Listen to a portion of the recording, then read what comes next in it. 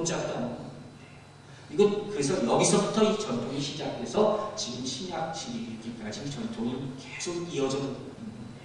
오늘 보는 예수의 제자들도 자기들이 생각하기로 감람산으로부터 예루살렘까지의 거리가 바로 2000km가 어디고 여기까지 머물러서 이렇게 있었다. 안식일에 알맞은 거리다. 유대의 전통을 규례를 지키고 있었다는 겁니다. 철저하게 지킨 거죠. 그런데 사실 이 규례는요, 이스라엘 백성에게만 해당되는 거예요. 오늘날 누가 이렇게 열심히 지키겠습니까? 특별히 우리하고는 정말 거리가 먼 얘기일 수가 있다는 거예요. 그러나 오늘 우리가 왜 이 본문을 봐야 되느냐? 우리가 지키지 않는다고 해도 이 말씀을 통해서 우리에게 주는 교훈이 있기 때문에 첫 번째 우리가 생각해야 될 것은 뭐냐? 이스라엘 백성들은요, 광야 생활 동안 항상 언약궤만 바라보고 살아요. 여러분, 언약궤가 뭡니까? 하나님이 임재하시는 곳, 이것이 언약궤. 너무도 거룩해서 감히 누구 접근하지 못하고 만지도 못해 만지면 죽습니다. 그러나 그래서 2000km적으로 항상 떨어뜨려져 있는 거예요. 그러나 더 이상 떨어지지 않았어요. 그 말은 뭐예요? 항상 그 주변을 모르고 있었다는 거예요. 그들의 눈과 귀는 항상 하나님이 임재하시는 곳만 지각하고 있었어요. 심지어 이스라엘 백성이 죄를 저지르면서 남들과 북이스라엘로 가가지고 나중에 바벨론 가서 다 포로 생활을 할 때도 이제 항상 마음이 생각하는 건 뭡니까? 우리가 빨리 성전을 회복해가지고 언약궤를 같이 데리고 오는 거예요. 다시 한번 얘기해드리면 이스라엘 마음의 신앙은 항상 그런 것이고 마음의 중심이 항상 언약궤로 하나님 임재하시는 것만, 하나님 계시는 것만 여기까지 가고 있습니다. 이것은 우리에게 해당합니다. 우리가 비록 이렇게 이스라엘의 규례를 다 지키지 못한다 할지라도 우리의 마음의 중심은 항상 하나님의 계신 곳을 향하고 있어야 된다. 여러분 들어보세요. 우리는 크리스찬이라고 부릅니다. 여러분, 크리스찬의 중심은 뭡니까? 크리스찬의 삶의 중심이 어디입니까? 어디일 것 같아요? 교회. 주님께서 교회를 세우신 목적이 바로 거기에요. 우리가 마음으로는 내 마음의 성령의 역사 항상 충만하도록 기도해야 될 것이고 또 항상 하나님께서 예배드리는 교회를 주님께서 우리에게 허락하셨기 때문에 우리의 마음의 중심은 항상 교회를 향해야 된다. 그런데 여러분, 가끔가다 이런 분들 있죠. 내가 교회 나오고 싶은데 집이 멀어서 못 나가요. 집이 멀어서. 그럼 어떻게 대답해요? 간단해요. 한국 목사님들이 잘하던데 이민교회 목사님이 얘기 잘 못해요. 뭔지 아세요? 집이 멀어서 못 나가요. 뭐라 그래요? 이사하세요. 물어보죠.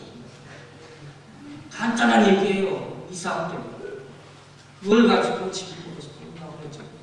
근데 감사하게 우리 교인들 보면요, 멀리서 오신 분들이 참 많아요. 티켓에서도 오시고 오시는 분들이 너무 감사해요. 여러분들, 이 나라를 세운 청년들을 생각해보세요. 그 사람들이 미국에 와서 첫 번째 할 일이 뭡니까? 교회를 세웠어요. 그리고 학교를 세웠고 집을 세웠다. 그들의 마음의 중심에 항상 하나님이 임재하신 곳에 있었어요. 꼭 기억하시는 여러분들 되시기 바랍니다. 오늘 감람산에서 예루살렘까지, 이게 중요해요. 아무것도 아닌 수치상의 거리 같지만 이 감람산에서 예루살렘까지가 우리의 삶의, 우리의 믿음의 삶의 범위가 되시기를 주님의 축원합니다. 또 한 가지 여기서 얻을 수 있는 교훈은 무엇이냐? 제자들의 순종하는 모습이에요. 오늘 이 본문을 보면요, 참 지금 굉장히 힘든 시간에 지금 제자들이 갖고 있는 거예요. 왜냐하면 그들이 따르던 지도자가 예수님께서 이제 하늘로 올라가셨잖아요. 그러니까 어찌할 수 없는 가장 위기의 순간이 바로 지금 이 순간이라는 거예요. 그리고 이 순간에 아마 이들은 두 가지 상반된 생각을 가지고 있습니다. 하나는 뭐, 이제 지도자가 떠났으니까 내가 누굴 믿고 따라야 하는 불안하다. 내가 뭘 믿고 살아야 되나 초조감이 많았어요. 또 하나는 뭡니까? 주님께서 주신 약속입니다. 기대가. 약속하신 것을 기다리라 분명히 말씀하셨어요. 근데 그 약속이 과연 궁금하지 않겠습니까? 또 모든 족속으로 제자를 삼으라 하는 이라고 하셨어요. 근데 과연 그게 무슨 의미입니까? 기대감과 소망을 갖는 거예요. 그러니까 불안하면서 또 소망이 같이 있는 거예요. 함께 교차하는 아주 복잡 미묘한 상태가 지금 제자들 마음의 상태예요. 그런데 참으로 감사한 것은 이 시기에 제자들이 예수님의 마지막 주신 명령에 온전히 순종했다. 오늘 본문을 보면요, 예수의 제자들이 감람산에서 예루살렘에 도착하기까지 모습이 간단하게 나오지만요, 그 그 사이에 어디 뭐 한눈 팔았다는 이유가 없어요. 어디 들렸다 온 것도 아니고 집에 갔다 온 사람도 없고 여행 들렸다 온 사람도 없어요. 예수님이 살아생전에도 그렇게 왔다 갔다 하던 제자들이 예수님이 지금 안 계신데도 그냥 한눈 팔자고 식재장을 했어요. 강남장 제유성 완전한 순종을 보여주는 거예요. 또한 예수님께서 명하시기를 그냥 기다려라 하셨지 언제까지 기다려야 날짜를 정해준 것도 아니에요. 이건 더 황당한 거예요. 믿음이 없는 사람들이 참 답답한 거예요. 도대체 기다리라 하는데 언제까지 내가 기다려야지 약속하신 것이 말 것인가. 그러나 놀랍게도 예수의 제자는 한 명도 동요하지 않았어요. 완전한 믿음을 보여주는 거예요. 왜 이렇게 할 수 있겠습니까?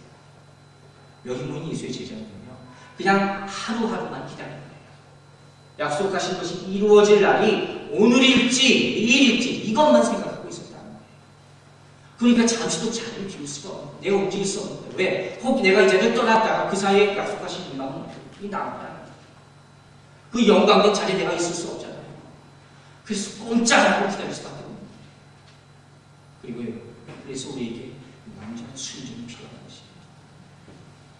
여러분, 우리는 말로는 순종한다고 얘기 참 많이 합니다. 순종이 중요하다는 건 아닙니다.